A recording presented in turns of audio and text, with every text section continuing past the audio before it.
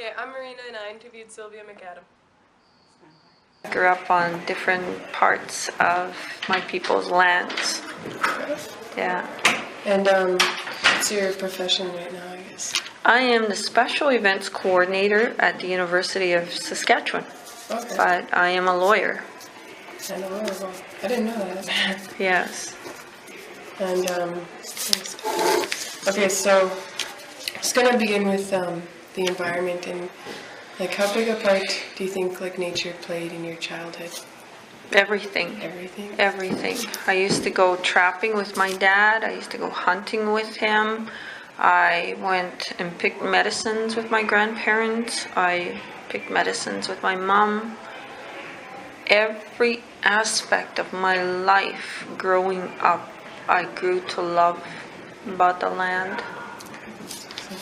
So what prompted you to become interested in the environment like later in your life? I don't consider myself an activist or an environmentalist. I'm defending for my homelands because the destruction that's happening is in my backyard. The lands that I'm defending are where my people are buried, where these medicines are, the waters that I drink from, that these medicines need. And one of the most sacred laws of my people is not the Maosuin. Not the Maosuin means that I'm directed to defend for children, but not just my children, all children of the world, but not just human children. It's also children of the animals, the winged, the air, the wind, everything in creation. So I'm just gonna kind of move over to the treaties. I'm writing an article for the magazine this year too, so I'm kind of trying to get questions for both, if that's okay. Okay. And this is a bit of a pointed question, but do you think the treaties were signed with good intentions by both parties? Like kind of specifically Europeans, I think they guess. went into it with good intentions, but I think people have lost the spirit and intent of treaties. For example, I know Treaty 4 has this where we are right now. The reserves that Indigenous people live in right now, they're not supposed to live in them. They're meant for agricultural purposes. I have 7 children. According to the treaty term and promises, I'm supposed to get 1 square mile. But that's a violation of treaty that this Canadian state and the British Crown refused to follow through. Can you imagine that? How beautiful that would be for me to have my own square mile where I could raise my children, that they don't have to live in poverty, that they don't have to worry about shelter, that they would have a home. You know, and that's what's in the treaty, but it's not being honored. Yeah. Do you see that happening anytime in the near future or future? I'm pursuing it. Yeah. I am. I'm pursuing it. Yeah. So we're just going to skip over to the Indian Act now. Do you think that it's like a needed piece of legislation? Absolutely not. It's in violation of treaty. It doesn't honor the treaty. That is not a nation to nation. What it does is it makes Indigenous people wards of the government, just like we're foster children. Yeah. Which is contrary to our nation-to-nation understanding, right? And it violates my freedom. It violates my liberation as a human being. People talk about the Canadian state declares to the world they're democratic and that they have equality, but yet no other person is subjected to the Indian Act except Indigenous people. That's not equality. So we're going to move back to get into I Don't Know More a bit. So in the beginning, with all the flash mob round dances and the rallies in the street and all the, like, kind of the unity, like, can you take us back to that and what it was like for you?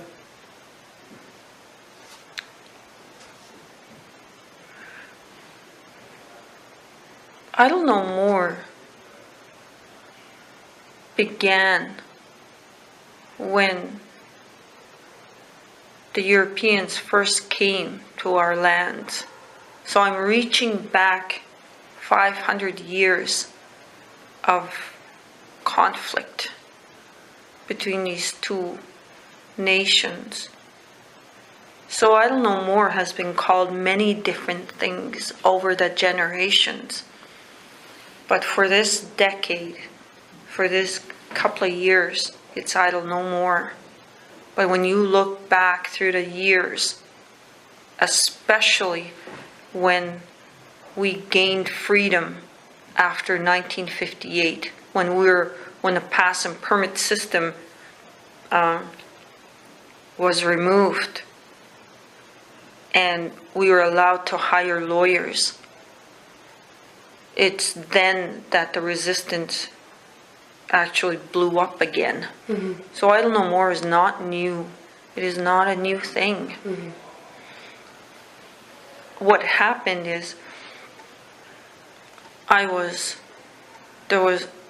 even as I'm sitting here, there's logging happening in my people's lands without the consent, without the consultation of my people, and certainly not the consent, because my people are buried out there and there's logging happening.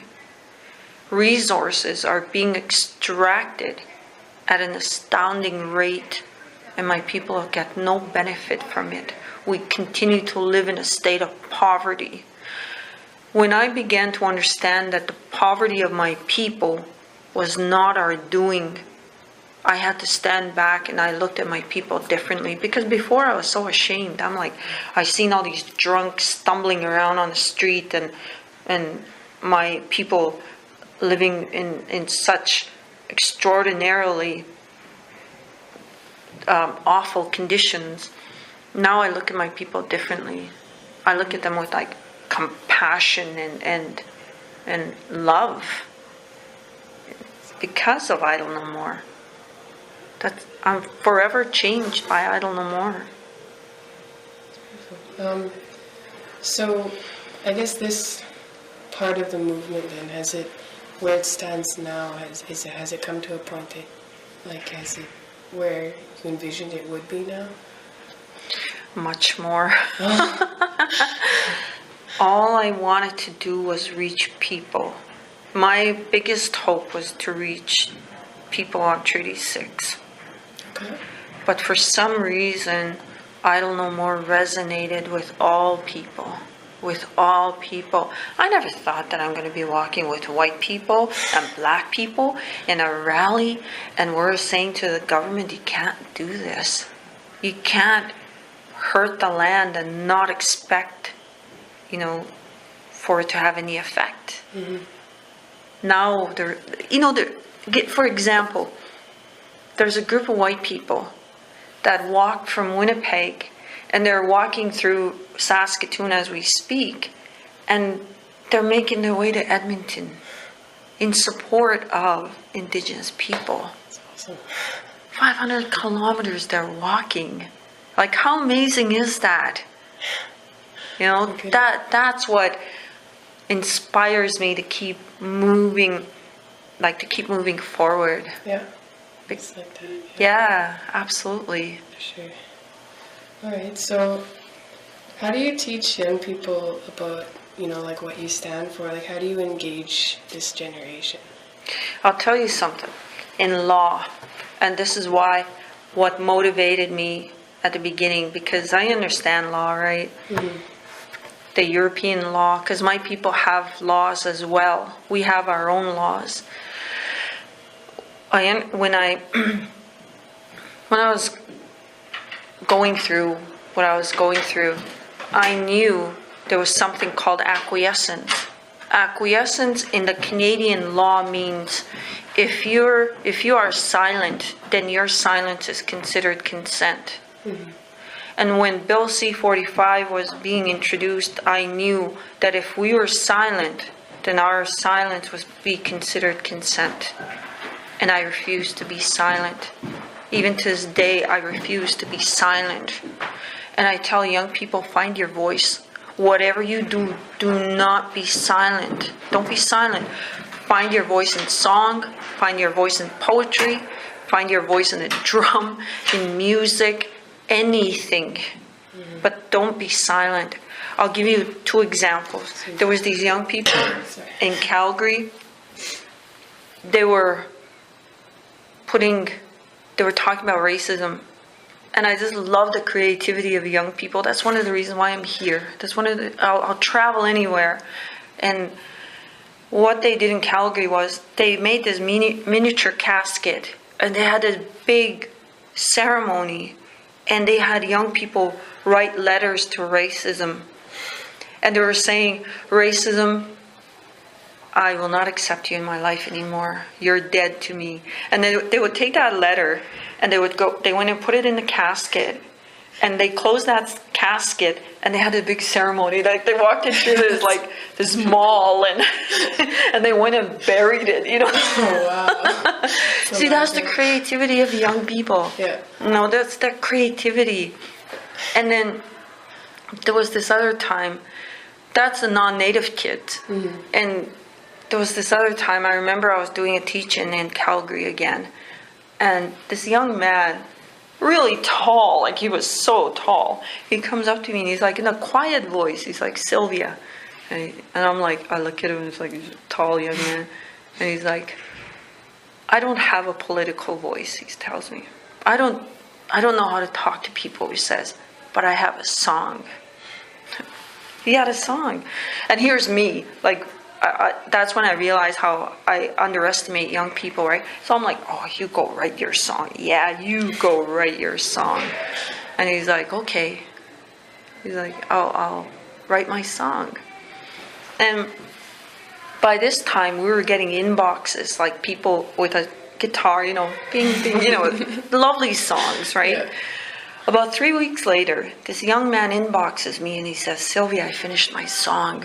And I'm like, oh, yeah, send it to me.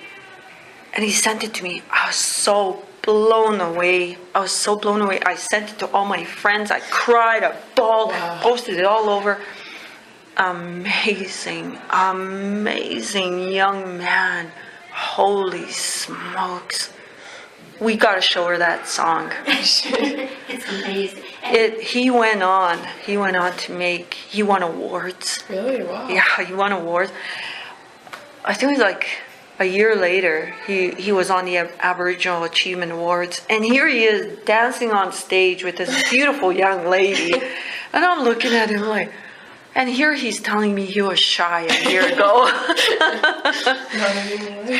No, and he was blessed. He's been blessed. Mm-hmm. Because when he was talking to me, and I won't say too much because he told me that he had just, you know, come off the streets, and for some reason, I don't know, more inspired him to do better. And that's the creativity and the energy and the power behind young people. Yeah. Awesome. All right, well, that's all my questions. That's it, just a short interview. Really? Yeah. You're here all day, right? Oh, I can't. No? How long are you here? I have to leave right away. Oh. My friend has to go back to Alberta. That's too bad.